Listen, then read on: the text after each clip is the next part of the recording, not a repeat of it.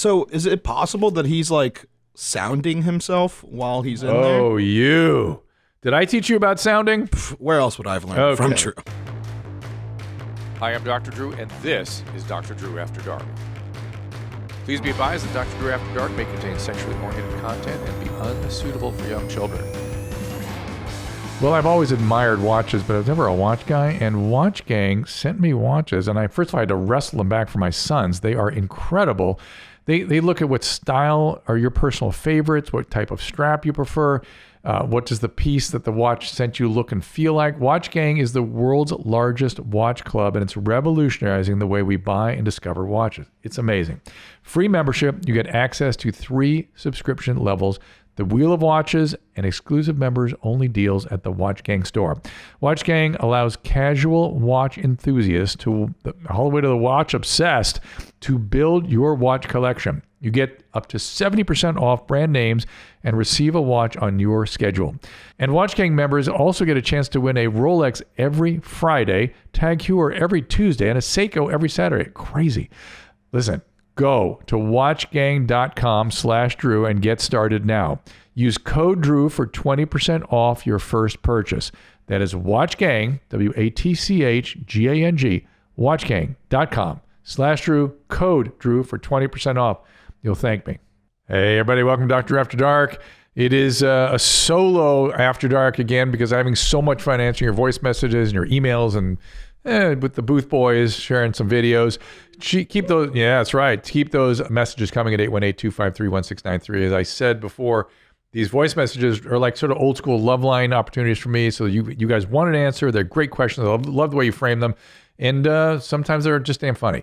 So you can also get the emails, which I've got a pile of today at drdrewafterdark@gmail.com. And do not forget, store.ymhstudios.com. I want everybody in the land to have a Rational Revolution mug. That image, I want you to think of me and Christina when you see all the craziness out there in the world and think of our rational pusses demanding that we restore rationality, all right? Yeah, that's what I'm talking about. So let's see some ball torture. Let's wait like 9 more minutes until we play that. I just thought that'd be an interesting thing to start with. That's all I'm saying. I just saw that up there, and I thought, you know what? Kind of an abrupt transition, but it might be interesting to go that way. Dr. Drew, if you want it, you got it. Let's see ball torture, and then I'll go to more important things. It's Thursday night, about 11:22, 11:24. Of course, can't account for time, you know. The cultists are here basically for the past 45 minutes. I've been squeezing my balls in the veins inside my balls brutally, wake me up by that. Then I go back to sleep, and they do it over and over and over. These guys are here right now. I don't think there's a female with them, but they are bad people. This is nothing compared to eye torture or anything like that. It is just a brutal way to wake up. It's not just squeezing the balls, it's moving them around. It's doing the vein inside the ball. It is horrific. I haven't had it that bad in a while. I hope the cultists who are here right now can get exposed. The what? Cultists? What is he talking about? Is he in prison somewhere? I cannot figure this one out. Or is he just psychotic and he thinks that's happening or something? This is one of the craziest prison talks I would have ever seen if he's doing all this and talking about ball torture and stuff. I mean, actually, maybe it is a prison talk. Who knows? But he says that these are like sources outside of his control are coming in and doing this and waking him up from sleep. Yeah, and like squeezing his nuts and stuff. I wonder if this guy, look how tired he looks, right? The penis owner. Yeah. And I wonder if this guy has been doing meth or something for a long period of time and not slept for a long period of time. He's just tired, dude. And is now having what are called hypnagogic hallucinations. And hypnagogic hallucinations are where you believe like somebody's lying on top of you, or there's, ghosts are in your, you can have all kinds of crazy stuff. It's a hypnagogic illusion. Night terrors can be hypnagogic hallucinations. Like your bed's lifting up, and it's sort of almost a seizure phenomenon. Wow. Because your brain is so irritable from not sleeping. And I wonder if that's what's happening here. And why he's focused on his testes and why he thinks somebody's squishing his testes, I don't know. But I'm sorry I started with that video. Let's go to some emails. Pain for years after giving birth. Well, that happens. Gave birth 4 years ago. Ever since, I've had this awful pain in my abdominal muscle. Ugh. When I bend in certain directions, it feels like my muscle folded over itself and it hurts like hell. I have to immediately straighten myself out to stop the spasming, much like a toe cramp. It usually happens when I'm bending over to pick something up. When I'm trying to rub one out, that sounds like a male trying to rub one out. I get you, honey.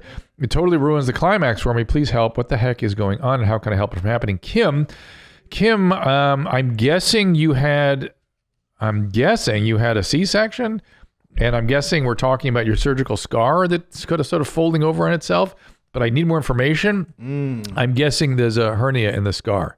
That's what I'm guessing, because you can have an incomplete healing, and small bits of a small bowel can get through these little regions of the. Let's look at a surgical wound hernia. Let's see what that looks like, and that can be really uncomfortable. It can actually be dangerous because it can cut off its own blood supply and things.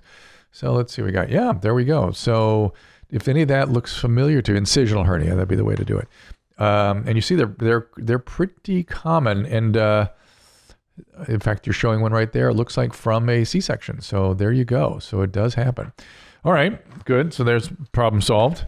Get to see your surgeon, see if that has to be repaired, because it you can actually strangulate the bowel that's in the little hernia. My name is Joe. I'm a 24-year-old mommy. I just want to give my 2 cents on the great does having sex with other men make you gay debate. Okay, gentlemen, bring me into this. Bring me in. Where are we with this? I feel like I'm jumping into something I don't fully understand. No. I feel like we've shown you a clip of Dr. Joe Court, right? Yeah, it was when I was on with you, Drew. Yeah, I do remember that. Yeah. So he was just saying that some boys are just boys. It's a guy thing. Just because you fuck a guy does not mean that you necessarily. And to be fair, when guys get desperate, that's whatever. I'm in a long-term relationship with my fiance, who's a woman. I consider myself bisexual. I've had sex with other men as well as pre-op transgender women, chicks with dicks. The porn, thank you for that, sir. The porn I watch basically every time I watch it, ranging from straight, lesbian, trans, gay, and whatever whack shit tickles my fancy.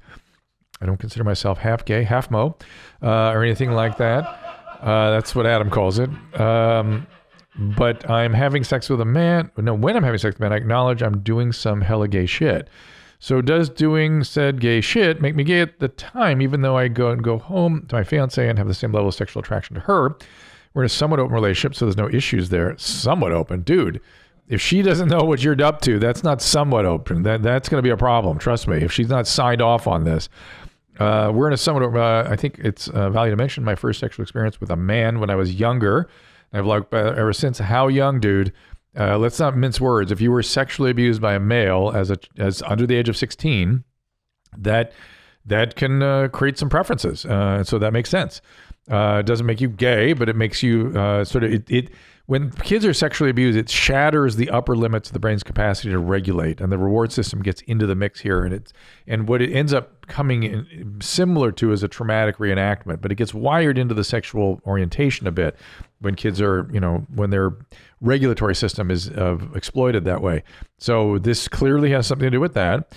And it's very common for, men to, after they've been sexually abused, but by a male when they're very young, to have a preference for men or to be sort of like you all over the place.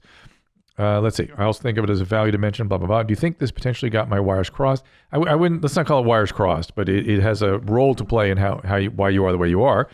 And if you're cool the way you are and everything's good, then fine. If it's something beat me, give me that turkey slicer when I come up in May and keep those jeans high and tight. That's an interesting call. That's an interesting question. Yeah. Because people do get all messed up about it. And oftentimes it is somebody who's having difficulty, fully accepting or embracing or expressing their sexuality. And they're sort of, splitting the difference. But I don't think that's you. It does not sound like that's what that is. Hi, Hitler. My boyfriend and I were drunk and getting freaky. We decided to use a normal-sized butt plug. What is? Everybody got a sense of what normal size is? I could Google it. 1 second. All right, let's see a normal-sized butt plug. He said, somehow it got sucked into my rectum. Yes, honey. Here we go. This is why every emergency room is filled with all this. Okay, and by the way, that's why they are shaped like the ace of spades. Like, that's that base is to keep it from getting sucked down in there. Yes, everybody? Yep. That's Next time? top-notch engineering. Yes. Somehow got stuck in my hand, and he said it was gone. I actually didn't believe him. We passed out. I woke up very sore and in a panic that it may actually be stuck inside me. Yes, it is. We used an enema, and thankfully I was able... So this woman is... and by the way, some of them have like stoppers and things. There's all kinds of stuff you can get. So this doesn't happen because this happens commonly. If you've worked in an emergency room, it's uncanny how many things you see up people's rectum. Look up on Instagram if you can, Mrs._Angemi, A-N-G-E-M-I, M-R-S _ Angemi, A-N-G-E-M-I. She puts up lots of pictures of x-rays and things of things found inside of people. There it is. And she loves doing that. She thinks it's funny, but she also puts up path specimens and things like that. Oh my God, I don't think we could show that. That's pemphigus, everybody, pemphigus. And that's cysticercosis, which we learned about in a last show. And let's see if we can keep going down, down, down, down, down. Keep going. Let's see if she has... There's Nicole, right? Nicole Angemi. She's lovely. And no pictures of rectal foreign bodies, which is her all pretty horrible stuff, though. If you guys want to get grossed out, go ahead and go to Mrs._Angemi on Instagram. And I don't think it's gross at all. She's interested in teaching about medical things, and these are all just common medical things that happen out there. Oh, worms even. Look at the worms. We talked about worms. All She's the things got we talked about everything. in the last show. Yep, it's all here. What the fuck is this thing? I don't know. It looks like a piece of coral that got stuck up somebody. What does it say? It says, my friend Lewis sent me this photo of a bronchial Christmas tree he made. Oh. What is a That comes out of the... So that's somebody's lungs? bronchi, yeah. And it's a little bit glib to do that. And they made a pictured Christmas tree out of it. It looks like a Christmas tree. It's called bronchial tree. Right. It's like a bronchial tree. Right, but I mean, like, take away like all the lung. emojis and gifs Yeah. and stuff. Like, what That is is the airways of a lung. I don't know how they got the lung tissue away from it, but that is just what a bronchial... Is it that it was clogged up and they coughed that up? Like, could you cough that up? You can cough up sort of long and like a piece of that, but not anything that big, I don't think. Oh, I've yeah, never here seen we anything go. like that. This patient is a 36-year-old male who was admitted to the ICU with heart failure. He was placed on a device to help pump the heart and was put on blood thinners. He then developed hemoptysis. Blood, bleeding, coughing up blood. Yeah. Coughing up blood, and he coughed out a full cast of his bronchial Well, tree. so there it is. So his cast filled up with blood. How terrifying. That's interesting. Well, I had pneumonia once where I was coughing up like one limb of that, I got to tell you. So it does happen. Oh my God. You even coughing up one of these branches. Yeah, would be it's pretty terrifying. interesting, right? Good times, everybody. All right, so we passed out. We woke up. I'm still talking about butt plugs. Woke up sore and in a panic that it may actually be stuck inside me. We used an enema, and thankfully I was able to poop out the butt plug.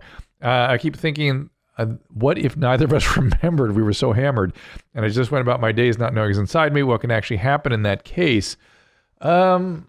You could get a lot of abdominal pain and obstruction and obstipation. Yeah, it could be an unpretty thing.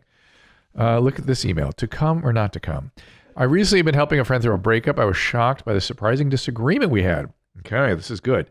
He had found a new girl that he was about to fall head over heels for. Obviously, he was hesitant to jump into a new relationship after just having been dumped. I made the point to always empty the chamber before making big decisions. I like that philosophy. I think you're on something. Great idea. Yes, this is, it doesn't say who it is. This is come or not to come. I thought I would merely be reminding him of this universal fact. He replied, what? No, always making big decisions when you're fully backed up. I was floored. So who is right?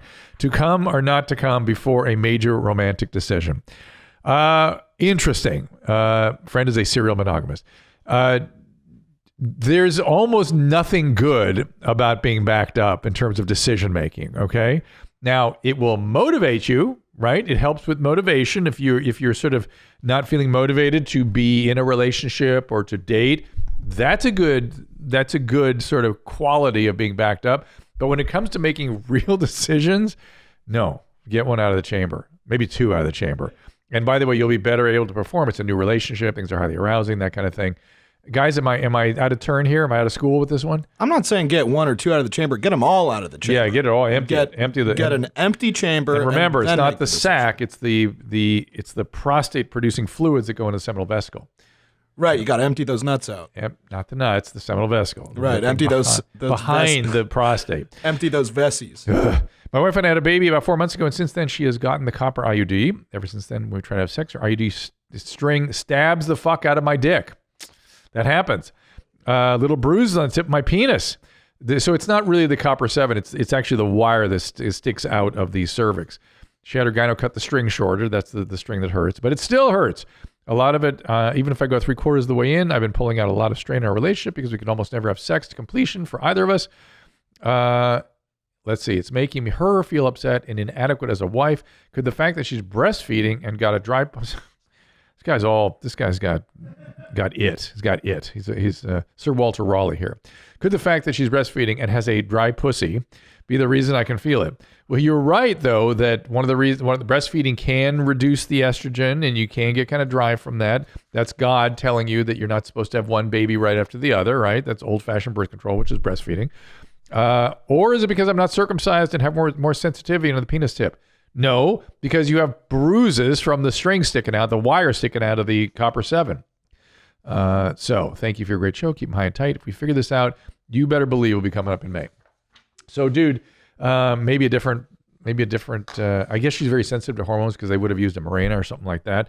And maybe one with I don't know them well enough to know which one has like a string rather than a wire.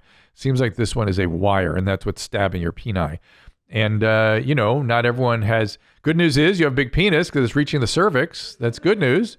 Bad news is it's not going to get better, and it can really hurt you. You can get urethral damage from that. I mean, people do complain about this, and it is getting in the way of your relationship. It's not the dry puss, as you say, dry puss. That's not your words, not mine. Though, during breastfeeding, that can be a period when your partner may not be that interested in sex. So again, that's breastfeeding is God's way of keeping us from having kids one after the other. So let me ask, is it possible that he's like sounding himself while he's in there? Oh, did I teach you about sounding? Where else would I have learned from Drew? Well, let's put up some sounding devices. Why don't we? So I learned about sounding on Loveline. I was shocked. Sounding to me is like, I can't get my head around. There we go. So these are metal devices that are stuck down the urethra while people, I guess, are masturbating, or I don't understand. I'm sorry. To me, it just looks like urethral trauma and stricturing and God knows what will happen later. This makes some people come. It's penis torture, and I wonder what urologists... there's a really... what is her name on Twitter? There's a great urologist on Twitter that talks about stuff like this. I'll try to put up... We'll get some stuff from her at some point, or maybe get her to call in even. Here's a question. Why do these ones curve at the end? Well, because you got to get it up through the pelvic floor into the prostatic urethra. These are going all the way in and up. So your urethra goes from your kidneys down through the prostate and then make a turn. Show me the penis in cross-section. You'll see it. Let's see the penis in cross-section. Come on now. Get on your game here, my buddy. Hey, buddy. I'm typing as fast as I can, pal. Penis cross-section. No. I don't mean... Wrong sagittal section, I think is what I want. And not just the penis. I want the pelvic, sagittal cross-section of brain. No, I want the pelvis. Pelvis male. Okay, here we go. I'm sorry, Nadav. I know this is rough for you. No. We're seeing a bunch of images over here. Oh, it's like not updating. This is the only, looks like. Well, that's the brain. That's the brain. So there should be a way to getting sagittal cross-section of the male pelvis. Here we go. Oh, it goes just the brain again. That's weird, right? It goes right back to the brain. Huh. Well, anyway, if you looked at, we've looked at them before, and what you see is the urethra comes down. Oh, here we go. There we go. There it is on the far left. Let's get that up there. Well, it's a woman. Sorry about that. It was supposed to be male. Sorry. Is that a male? I can't quite see everything. It's not. That's sort of more erect. It's parasagittal. It's not really sagittal. All right. So let's see if we can see the. Okay. So you see the bladder. Okay. Look your pointer up there. Up there. That's your bladder. And you see what happens when it comes down, right? Coming down, and then keeps going, and then it kind of takes a turn, right? And there, what are you doing there? You're following something else. I was following the curve. Yeah. I see. We're making a pit stop at the semi-vesces right here. Yeah, and you get that opens up when the white's going to come out, but I don't see the penis here, which is kind of weird.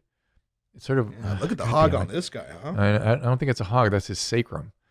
I don't know what's going on there. Well, I mean, those are synonymous, I think. All right. So anyway, you follow it out. You see the curves. Bottom line, you see the curves there. All right. So here we go. Let's get some voice messages. Enough of this. Enough of this nonsense. I love your voice messages. Goodness gracious. Hey, Dr. Drew. My name is Tim, and I have hypospadias. It really, really fucking sucks. Yeah. So in my case, when I piss, it balloons up in the middle of my dick in a fissure that it created, and I have to almost pop it and squeeze it for it to come out of my tip. Yep. I'm scared to have surgery. Why? I've had surgery 3 times on it, and it just keeps breaking over and over and over. Oh. So what do I do? Well, people that say that do whatever you're born with is how you should be. Listen to this guy. It can be miserable. It can be terrible. It can be even dangerous. So listen, man, I don't know where you're getting your surgeries or what they have done, but you got to get that surgically repaired. Even if it's just that they open a canal, maybe give up on repairing it all the way and maybe just open up a separate canal for you. That might be the way to deal with this. I think you might be happier with that. It's possible. But this hypospadias, well, show me hypospadias so we can show people what this is. This is that part of the urethra or the urethra at all doesn't get to the tip of the penis. It's a pretty common midline error. We have all kinds of midline errors as we're developing. You can get cleft palate. You can get hypospadias. These things happen commonly. You can get ambiguous genitalia. These are midline errors of development. This is things that happen as the bodies are folding. And that's a great one, that black and white one. No. That black and white one right there. That's a great picture. See where all the different holes can develop? I believe that's a male. It might be a female. But you kind of see they can go anywhere along the penis, and they can be partial or complete, or there's all kinds of variations on the theme. And they are miserable for people. They want to get them fixed, and I don't blame them. And there's great common procedures that are done out there to help it. It's not common that you should have continued problems like our caller is having. And so that's why I'm thinking they may want to do some half measures here rather than going for complete cure on it. But then again, I don't know what procedures you've had done. Maybe you haven't gone all the way to get the right procedures. Do it again. Get it again. This is not okay. Yeah. So if he's had 3 that went poorly. Yeah. I don't know what they did though. I'd like to know more about it. Right. So he may have been there going, I don't want a big surgery. He sounds a little nervous. Right. So tip number, it sounds like he's been traumatized from all these dick surgeries. So I know, I'm not sure. Well, he doesn't like them. I don't blame him. Do you want a bunch of dick surgeries? Thank you. Dude, no, thank you. I'm just wondering if he, though, didn't go all the way and he should have had a more significant surgery. That's all I'm wondering. Oh, definitely this person should be going to a new place for the 4th one. That's kind of what I'm thinking, too. Right. Yes. I see. And was this a teaching hospital he went to? What happened here? I want some details. And please leave more voice message. We'll follow up with you, my friend. Let's hear more about it. It's really uncomfortable. And again, people that say midline errors of development should be just left alone. What are you talking about? I mean, should people with cleft palates just be left just because it's a midline error? We repair stuff that has functionality problems, that causes medical problems down the line. Maybe has cosmetic issues associated, but that's not the only reason we do these things. If you're unhappy with your smile, you do not have to be. Thousands of people have used Candid, clear, comfortable, removable, practically invisible aligners. I'm a fan of invisible aligners. I have used them myself, and they really help straighten your teeth out kind of effortlessly. People love their smile once Candid has done their job, and Candid is here to help straighten your teeth so you can fall in love with your smile too. The treatment is prescribed and closely monitored remotely by a licensed orthodontist who's an expert in tooth movement. You'll have the same quality of care you'd get from an in-office orthodontist from the comfort and convenience of your own home. And while other companies use general dentists, Candid only works with orthodontists. With Candid, the same orthodontist who created your plan is with you from start to finish. You never have to wonder how you're doing. The average Candid treatment is just 6 months. You'll see results way before then, and it costs thousands less than the traditional braces, right? And it looks better, and it's easier to tolerate. Become your best you. Start straightening your teeth today, and right now you can save $75 on Candid's starter kit. Go to CandidCo.com/Dr. Drew. Use code Dr. Drew. That is CandidCo.com/Dr. Drew, code Dr. Drew. Take advantage of this limited time offer to save $75 on your starter kit. CandidCo.com/Dr. Drew, code Dr. Drew. Well, spring, getting you back outdoors. Take Bespoke Post on all your adventures with a new lineup of essential box of awesome collections for guys guaranteed to upgrade your life. You've heard me talk about them before, and they think about this stuff. They think about what you're going to like, and they provide it. Whether you're out taming the wilderness or taking your home bar to pro levels, Bespoke Post only sends guys the best stuff every month. No matter what you're into, Box of Awesome has you covered. From style and grooming goods to barware, cooking, tools, outdoor gear, I love all of it. Box of Awesome has collections for every part of your life. I'm going to need some more outdoor cooking tools, so I'm glad they're thinking about that. To get started, just take the quiz at boxofawesome.com. Your answers will help them pick the right box of awesome for you. They release new boxes every month across a ton of different categories. It is free to sign up, and you can skip a month or cancel anytime. Each box costs only $45, but has over $70 worth of gear. You'll be excited every time your box shows up. Get 20% off your first monthly box when you sign up at boxofawesome.com. Enter the code Dr. Drew at checkout. That is boxofawesome.com, code Dr. Drew for 20% off your first box. All right, let's see. What do you like to show me? Let's show me a video of some type. Do we have TikToks in there too? I don't see TikToks. No TikToks on this one. You're going to show me the Russian video proposal? Yep. And give me a hint. Is it a cool guy or what's happening here? This is just like a super cool way that people think. They think that this is a romantic way to propose in Russia. Okay. I can't wait. So just imagine the mix of emotions that these people are feeling. All right, here we go.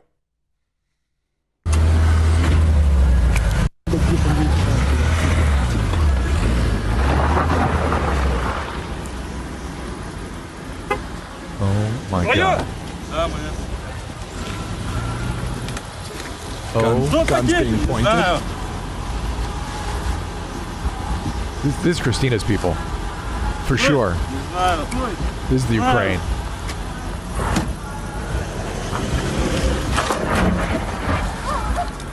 What the hell? Oh my God. Oh my God. Oh my God.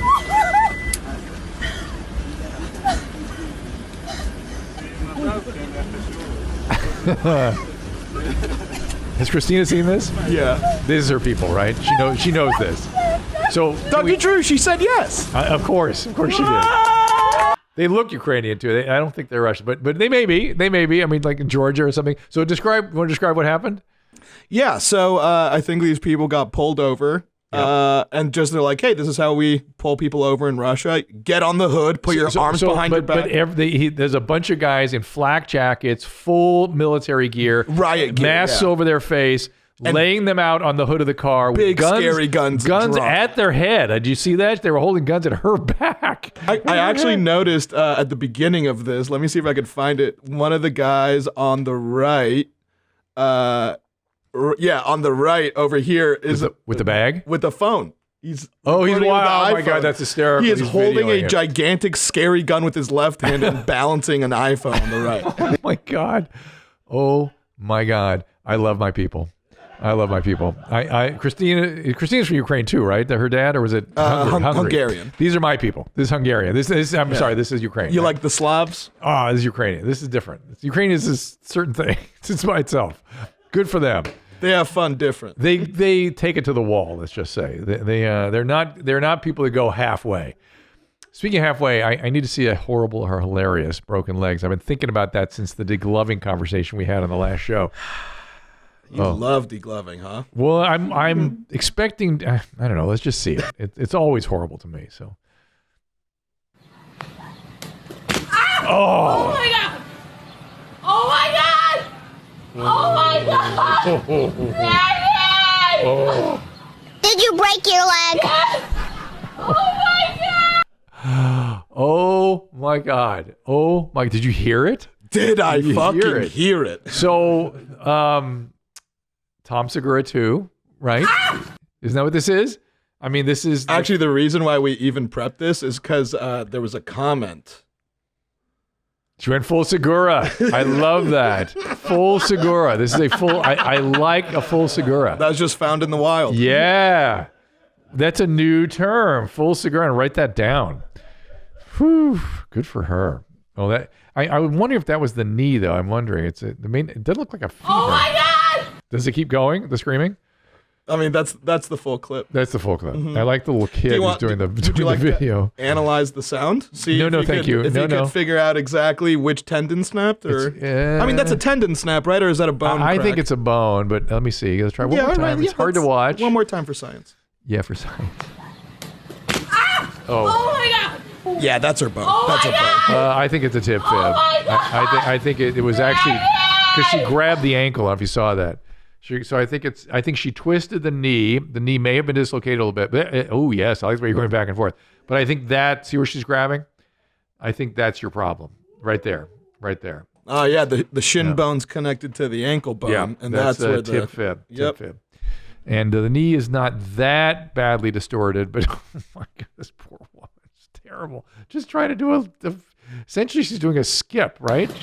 I'm never going to jump in the air again as a white person. Andy, help me with this. White people should not jump. Am I onto something here?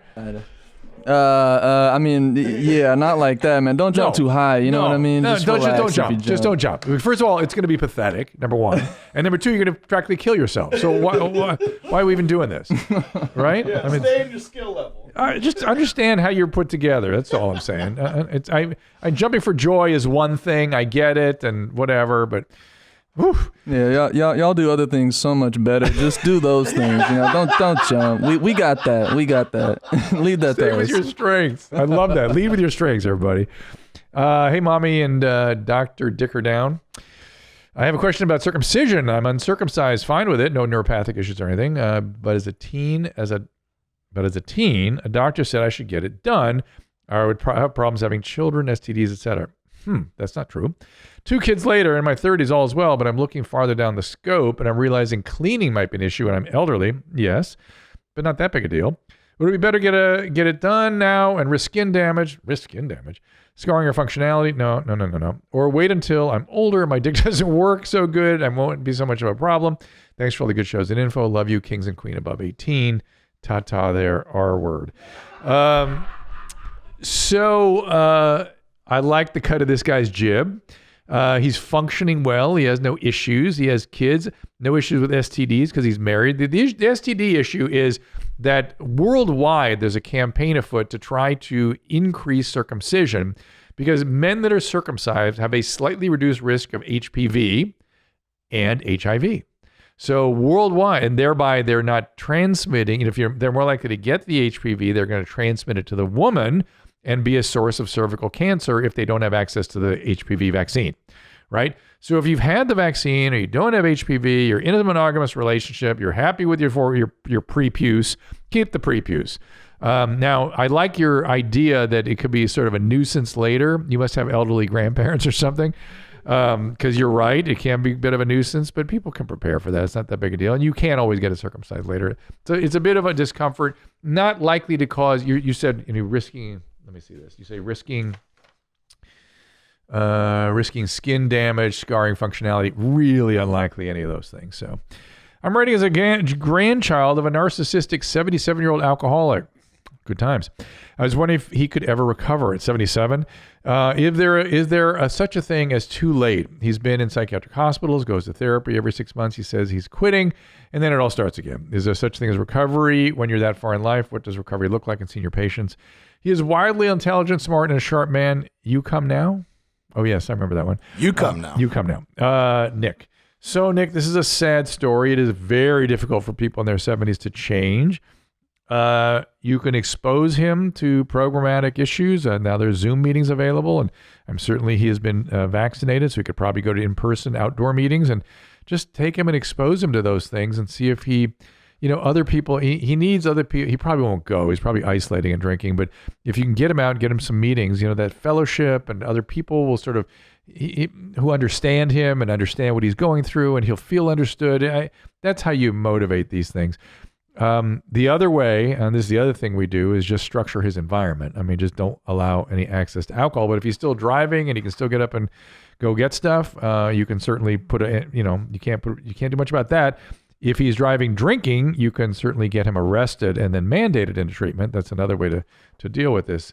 sad. I mean, he sounds like a guy that could do a lot with recovery. I've seen a lot of older men, particularly. I always think, God, you'd be great in recovering the program. You'd be so great. You'd be so happy. And the alcoholism just prevents them from seeing that. It's very common. Let's do one more here. My father was in a car accident about 25 years ago. Has been on pain meds ever since. Oh, boy.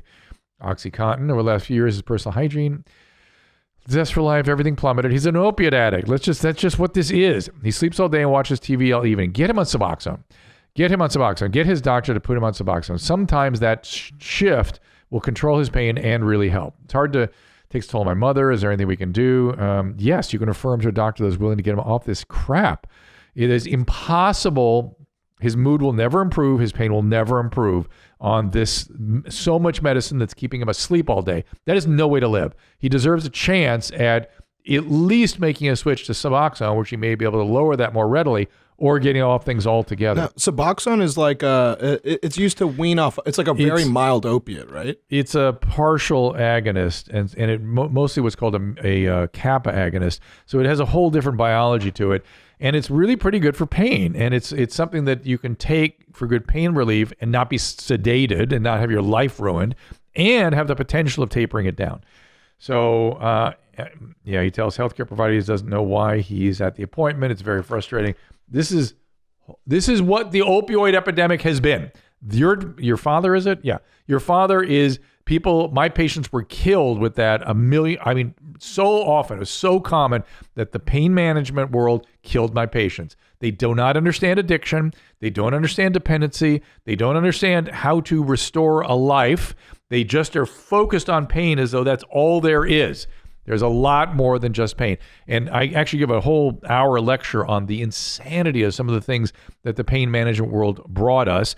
They finally started prosecuting doctors that are over-prescribing, and that ended the pharmaceutical part of this a little bit. Obviously, your dad is not, out of the woods. So over-prescribing is down? It is down a lot. Oh, that's great. A lot. But of course, what people did is they go, oh, I can't prescribe you anymore. And they didn't go, look, hey, we didn't intend this. You've got a dependency now. Let's go get this treated. They just go, you're a bad patient. You're a bad patient. I can't be around you. And of course, you do that to somebody like him that's strung out on opiates.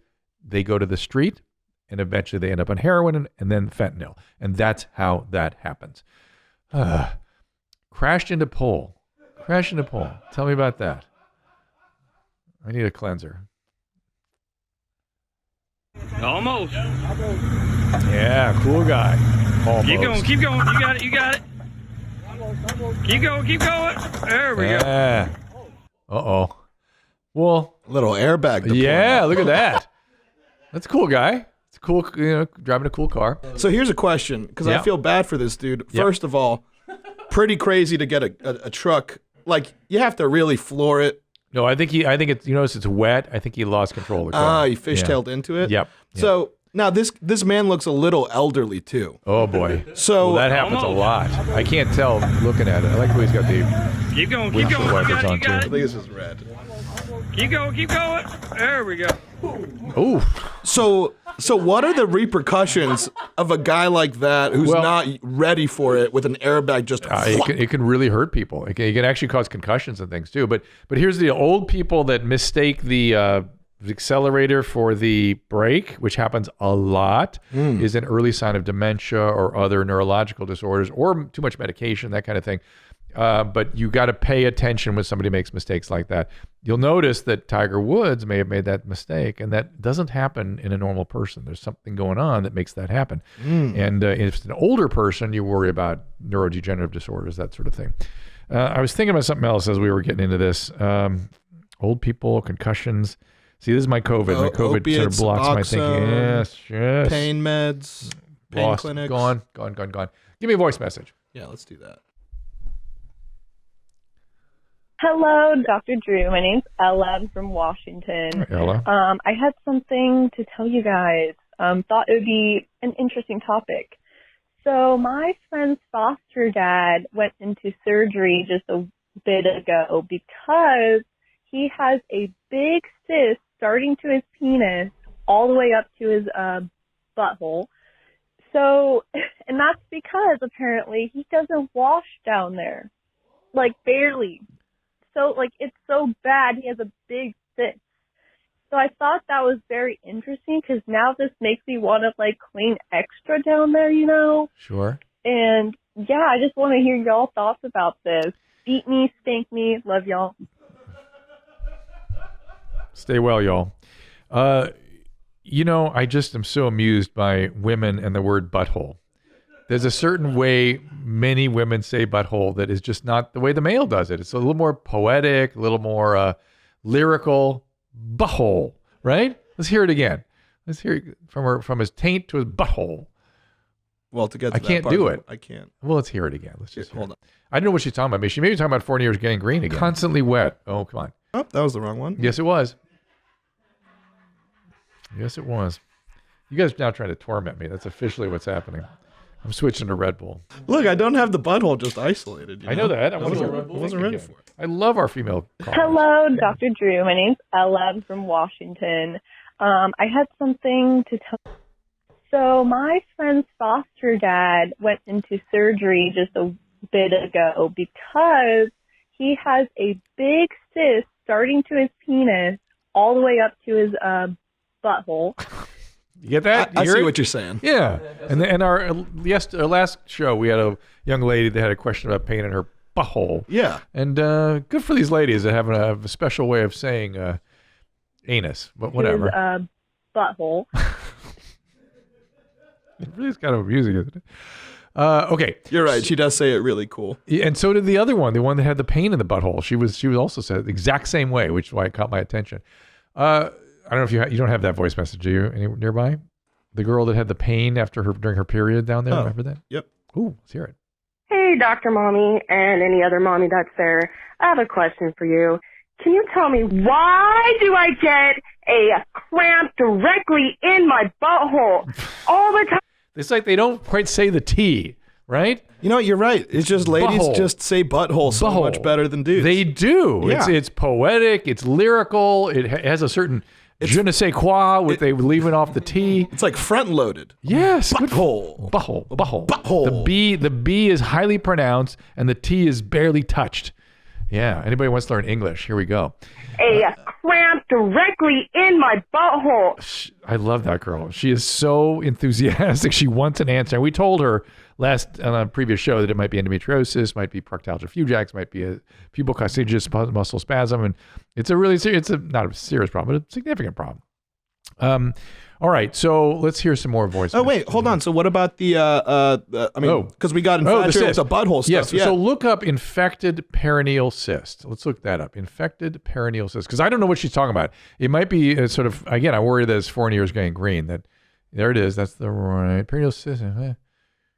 Yeah, they happen, but that's mostly in women, right? So we're looking at women. Don't see any men with those are actually typically Bartholin cysts, infected Bartholin cysts. So, men, here we go. Kind of weird, right? We don't know quite what happened there. So, don't know what happened. Oh, here we go. This is starting to look like it. Yeah, and that's not from inadequate cleansing. I'm wondering if it's back to 4 years gangrene, because if they need surgery on this thing, it's like shit. So the next step for this guy is just a full degloving. A little ungloving down there, yeah, maybe, or a little. They don't always have to. Sometimes it's just what's called a D&C. They just sort of clean it all out. A D&C. Is a D&C the right word? What am I thinking of? A dick and cock. No. It's Diet Coke it out. It's incision and IND, incision and drainage. It's a little IND. D&C is what you do in the uterus. Okay, let's hear another voice message. Hey, mommies, what's going on? I had a question. Why is it that every time that I brush my teeth, yellow comes out? I always have to take a pee after I brush my teeth. What's up with that? That's, you know what? Full disclosure, I do the same thing. And I don't know what that is. It's got to be some neurological conditioning or something. And my thing is, not only do I have to urinate, I will have already urinated and there'll be another residual that comes out. Now, I use one of those ultrasound brushes, and I wondered if that had something to do with it. So if you use the ultrasound brush, maybe that's the culprit. Maybe there's some neurological stimulation of some type. Just enjoy, my friend. No big deal. Enjoy. This is part of the joy of being a biological agent. Yeah, you can't always explain everything rationally. Just the nervous system goes, and we brush our teeth, and then we pee. So what else you got? Good morning, my dick. Good morning, my dick. So we're talking about 90 Day Fiance. There, you guys all up on 90 Day Fiance? Or do I have to wait for Christina for that? You have to wait for Christina for that. That's We need to do a pillow talk of our own. We really do. Well, for most of us, learning a second language was in high school or maybe in college, and it wasn't, something we really enjoyed that much. I'm telling you, I'm learning new languages now, and I am enjoying the hell out of it. Thanks to Babbel, the #1 selling language app. It's addictively fun. It's easy to use, whether you're traveling abroad or connecting in a deeper way with family, or you just have some free time. I've been learning with Babbel both Italian, because I know French pretty well, and I thought I should really understand Italian because I used to sing in Italian, and so I'm finally getting Italian on board, and Spanish. So Babbel teaches bite-sized language lessons that you'll actually use in the real world. 15-minute lessons at Babbel make it perfect way to learn new language on the go. Babbel designs their courses with practical, real-world conversations in mind, things you'll get to use in everyday life. Other language learning apps use AI for their lesson plans, but Babbel lessons were created by over 100 language experts. Their teaching method has been scientifically proven, and with Babbel, you can choose from over 14 languages, including Spanish, French, Italian, German. I'm going to get to German one of these days. Once you get into it, it's kind of addictive. Plus, Babbel's speech recognition technology helps you to improve your pronunciation and accent. Start your new language learning journey today with Babbel. And right now, you can purchase a 3-month Babbel subscription. You'll get an additional 3 months for free. That is 6 months for the price of 3. Just go to Babbel.com. Use promo code DREW. That's BABBEL.com. Code DREW for an extra 3-month free. Babbel, language for life. All right, voice message. All right, here we go. What's up there, Chomos? So I got a problem when I rub one out, feeding the geese. Sometimes I get, right before I climax, I get a fucking crazy headache. Oh, yeah. Like fucking the worst shooting pains in my brain while I'm trying to, make white. What the fuck is going on with me? Am I going to die? I should let you know I'm fucking like 400 pounds of pure man. Dude. Yeah, help me out. Bet your ass I'm coming up in May. You sure are, man. Dude, so we need a lot more information. Postcoital headaches, headaches around arousal and coitus, so-called, or, making white, are very common, and sometimes they're serious. Sometimes it can be a sign of something like an aneurysm, and sometimes it's blood pressure related, and sometimes it's nothing. Oh, boy. More often than not, it's nothing. But somebody of 400 pounds, I would have a neurological evaluation to make sure it's not something serious. So when you have postcoital headaches, when is it a good idea to go see other than being over 400 pounds? Well, one of the things I think I make my patients, it's a pretty common symptom, but I always make everybody get evaluated. It's a policy I have, and it's probably an overdoing it. Let's look up postcoital headaches. Let's see what the internet suggests to us. Here we are. Severe headache, related to sexual activity, at or near orgasm, maybe one or several episodes. Usually no identifiable underlying cause. That is my experience. Usually it's not a big deal. Let's click on the postcoital, and let's see if they have any, we'll call the differential diagnosis. What could it be? What could be the underlying cause? Can you go associated with migraine? No, usually no cause. Higher in men than women. Yep. Classified in groups of thunderclap headache. That's often what it's called. Differential diagnosis. Up. Yeah, here it is. Aneurysm rupture. Extremely important, right? That's going to rule that out. That sounds bad. TCH. All patient with TCH should have at least That's CT the scan. thunderclap Yeah, headache? thunderclap headache. So there you go. Hold on, I've been to doctor school. I've never heard the term thunderclap headache before. Thunderclap headache is the onset of the worst headache of your life, where it hits like a lightning bolt. So is it worse or better than a migraine? Oh, it's so bad, and it's usually associated with neck stiffness. When I have seen people having thunderclap headaches, they're literally like paralyzed. They can't.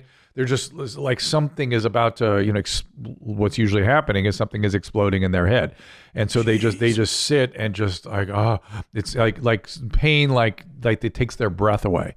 And often, again, neck stiffness is part of the deal associated with the more serious thunderclap headache causes aneurysmal bleeds, subdural, epidural hematomas, that kind of stuff. I mean subdural, epidural, thunderclap headache, striking sudden clap of thunder. Uncommon, but they can be life-threatening. Yeah. with bleeding in and around the brain. That's right. God damn. Epidural bleeding. Common, not uncommon. I've seen a few of them. It's you know when you see it. One of the patients, I diagnosed her over the phone because she described this headache, and I was talking to her, and she seemed confused, and I was like, "You got to get to the hospital immediately." And lo and behold, she had an aneurysm. Oh my God! Yeah, happens. I've had others come to the ER, and you diagnose it. Sometimes it's hard to see the aneurysm, so they do lumbar punctures on them, that sort of thing.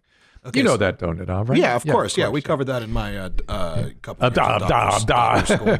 Neurology rotations. Okay, so we had. Okay, so that's good advice for the cum headache guy. Go to a doctor. Mm-hmm. Here's another voicemail that's white related. Okay, of course.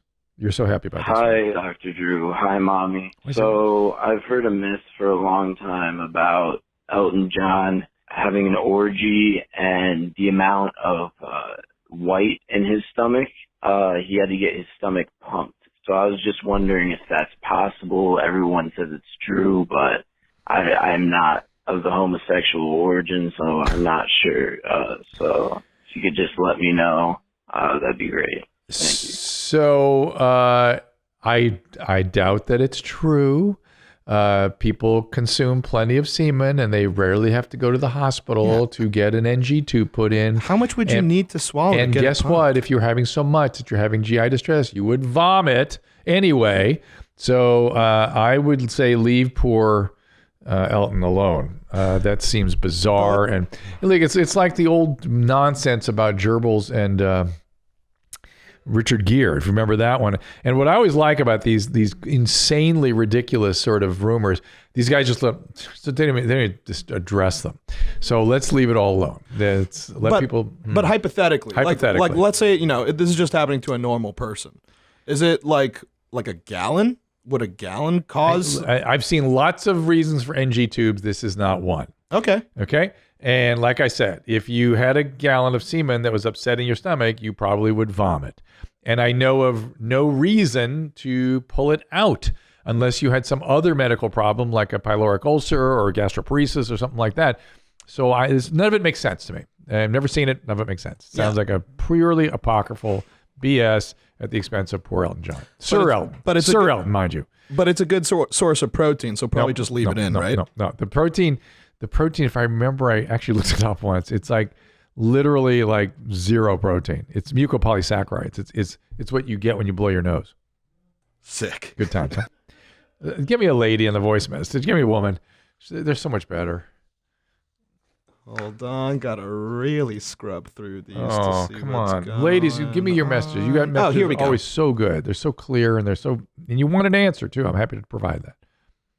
Hi, Dr. Mommies. My name is Angela, and my boyfriend and I recently got a Peloton. We're both pretty overweight, so it's been kind of hard adjusting to the tiny bike seat that's now permanently shoved up our ass. But everyone says you get used to it. But, why? He thinks his taint is just getting thicker, which I don't think is science, but maybe it is. And is my vag going to get thicker, too? Does your junk just get more numb the more you bike? Well, yeah. I'm curious. Yes. Love you guys. Bye. See how great the women are with their questions. They laugh their own shit too. It's like, I can't believe I'm asking this question. Actually, a serious question. And you should not be using a bike seat that it's up your ass. You need to form, if you're going to be doing a lot of biking, whether it's stationary on Peloton or actually out in the world, you have to get a seat that distributes the weight and also avoids the pudendal nerve. There's a nerve that goes right down the taint called the pudendal nerve that can be crushed. And if you crush it and sort of do that chronically doing Peloton, you can permanently alter your sexual functioning because that pudendal is going out to the penis and I believe it goes up. Yeah, it goes up to the clitoris too. So you don't want to damage that nerve. And his taint or his perineum is what we're really talking about here, does not get thicker. I would not say it's getting thicker. It just feels number. So that, numb things feel kind of thick and heavy. And that's serious. And you guys are overweight, and so it's a lot of weight on that seat. No bueno. You gotta go to Peloton, see if they have seats that can distribute the weight better. So it's not that it's getting thick; it's getting more calloused. No, it's getting numb. It's getting numb. So the nerves are getting crushed. Okay. The nerve, it's a crush of the pudendal nerve. And listen, the other thing, I've seen a lot of women who've come in complaining of interstitial cystitis, so-called. And a lot of them have perineal damage from biking. And when they slow down on the biking or get proper seats, the cystitis goes away. So if you're somebody that has urgency and difficulty, pain with urination, that kind of stuff, nobody can find an answer to, they start calling it interstitial cystitis, which is really what they do when they either see it on a biopsy or they can't figure anything else out. That's when they call it interstitial cystitis. Look to the bike. Sometimes the bike is the issue. Now, this actually reminds me of a memory I have from childhood. Maybe why I've stopped biking. Uh-oh. But I remember I went on a really long bike ride with my family, and I remembered the seat being really uncomfortable. I think I was like, oh, you have to ride your sister's bike for this ride. Or like I had to ride a bike that I wasn't used to. And then I remember right after that, I was like, ooh, I really need to pee. And when I peed, it kind of hurt. Yeah. Is that just my urethra getting crushed? Yeah, that's urethra. You're because again, like we looked at when we were talking about sounding, was that this show? When it's sounding, that urethra comes through the pelvic floor and you're smushing and then it there curves. in the pelvis. Yeah. And it goes through the pelvis and out towards the peni, and that's getting crushed right there. So I smushed my curve. You smushed it right after the curve. Probably. That's probably what you did. So, hey, good times. Man, we're just nonstop learning on this show, man. I love it. This is all about it. So let's get another message, a voice message. Hey, Dr. Hitler. This is Evan from Portland, Oregon. I just had a quick question. I was curious to know if you have an anal fissure and take a poop, does the poop particles go into your bloodstream? Been dealing with an anal fissure for a little bit now and just wanting to know if that is something I got to worry about. Anyways, you keep them high and tight, and I'll be coming up in May. Thanks. Bye. Thank you, sir. Well, Annie, how's that work for you? Yeah, I've just been imagining that it was going in there, and I just kind of choose to forget that. Ignore. So, good for you. So a fissure is in and along the anus, and it's a opening, right? It's an opening in the skin. I always think of them as like corners of the mouth. You get cracks in there. It's just a big version of that. And you're right. It's the epithelial lining is a little deeper, right? It's sort of an open, and theoretically, all those bacteria could get into that fissure. They tend not to. But you can get them infected. They can form abscesses. So they don't really go into the bloodstream. Your body will sort of keep it controlled right there, but it can cause some nasty stuff right there occasionally. That's why you got to get those taken care of. Annie, copy that, Chief. Copy that. We're gonna do it together, right? Cortisone. You cream. and me. Cortisone cream, and then we're gonna examine. Okay, cortisone first. Got it. Copy that. Get up in that butt. Don't like the. Yep. Not happening, Chief. Be coming up in May. No, you're not. No, you're not going up anywhere, Drew. Hey, comrades. Point of personal privilege. My big-titted animal is breastfeeding our second child, and the subject of alcohol transfer into the breast milk came up. They got my rationally radicalized brain thinking: can alcohol transfer into the brown or the yellow? Could you get drunk if you ingested enough of Bert Kirshner's poutine? Thanks for all you do. This is a guy in Nova Scotia. That's why the poutine, I guess. No, alcohol is metabolized away by the liver. It actually starts in the stomach and then quickly into the liver. So I'm not aware. I think everything's out. What comes out is all metabolites. I'm not aware of much alcohol coming out.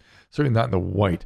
But remember, good news is methamphetamine 5 times more concentrated in the white than in the bloodstream. Good times for you. So let's do a couple of, horrible or hilarious. Ugh. Yeah, so I'm going to show you this. You just let me know, is this guy actually hurt? And do we have TikToks? I'd love to see a couple of TikToks if you have any. But okay. Yeah, I'll look for a folder. Okay.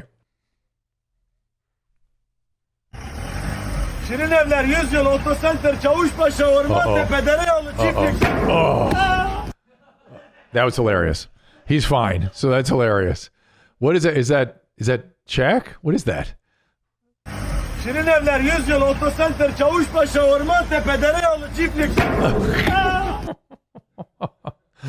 Yes, we can laugh at that one. That's hilarious. See, that's my threshold, gentlemen. If I look at these things and I think, oh, that guy's gonna be fine, it's hilarious. But if I look at them and go, oh, jeez, that's horrible, that's not so funny. I know it's funny for you guys. I know it's funny for Tom. No matter the more horrible, the better. But I kind of know how it really goes in real life, and that's what I see. Ugh. Any more voice messages while you're looking for the TikToks? Yeah. Oh, I got something to cleanse your palate, Drew. You got a what? I got something to cleanse your palate. Oh, Andy, coming up. Well, Let's go. I mean, it came from you, Chief. You told me before the show that my cornflake technique, as you called it, didn't work. Yes. What happened with that? So we were watching. What's the cornflake? III, our III friend. What do we call him? Yeah, III guy. III guy, and he was calling Christina cornflakes. And cornflake booty, yeah. Cornflakes booty. And I was like, what is that? And he schooled me that it's just freestyling. It's just whatever comes to you. It's all poetic. And I thought, oh, I got to be able to do that. That's pretty cool. No, I can't. I don't have the genetic structure. I'm not. There's no flow to my cornflake material. Do you remember at all what you said? I don't. I know that it was like I just couldn't get a flow. That's for sure, and that's what I was looking for. Well, and I thought this is no good. I'm bad. The fact that you don't remember is good because that means that your brain wasn't in it. That's good news. Now, here's where I would direct you. Okay. Is you got to flow with something that you know, right? I mean, that dude knows cornflakes and Sundays and shit. But what you know, Dr. Drew, is medical shit. So I should be talking about the pudendal nerve and Fournier's gangrene and maybe Bartholin's cyst and maybe endometriosis. Dumb it down like a little bit. Just be like the phalanges go up to your, something. Okay, I like seeing I've got to see. This is I feel like what it feels like to me. I'm trying to speak in a foreign language, and I'm trying to come up with these things that are sort of stopping and starting. You know what I mean? You know, there's no. I mean, yeah, that's what it feels like when I have a regular conversation. Yeah, it's very difficult. Yeah, but when you're in the flow, it's all good, right? Well, yeah, because again, but it's because when I'm in that flow, it's like I'm just saying whatever I know, whatever is like in me. I'm just expressing that. You know what I'm saying? So okay, here. Jealous. I'm so jealous. I told you I'm trying to learn Greek, and that's all halting and starting now. I'll give me one. Tell me a fact about a woman's orgasm that you know top of your head. Just a random fact, any random fact. Pelvic floor muscle contraction, pelvic floor contractions. What what's the fact though? The what fact about is that during orgasm, there's a lot of pelvic contracting. During a woman's orgasm. See what I'm talking about? Well, see, because I'm trying to speak your language now. So during a woman's orgasm, the pelvic floor contracts. Yeah, pelvic musculature contracts. The pelvic musculature contracts. They'd be like, baby, did you know that every time you have an orgasm, your pelvic curvature? Shit, what did you say? That's right. I'm with you. I'm on you. I get it. As I said, I'm jealous. Can you come visit my home?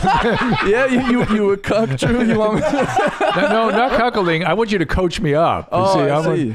No cuckolding. I don't dig that. I'll still be in the room though. But yeah, or maybe maybe I'll get you on the phone sometime. Yeah. No, I'll be on the other side. I'll be like, what are you gonna do? Fuck Dr. Drew. Let's go. Woo, is right.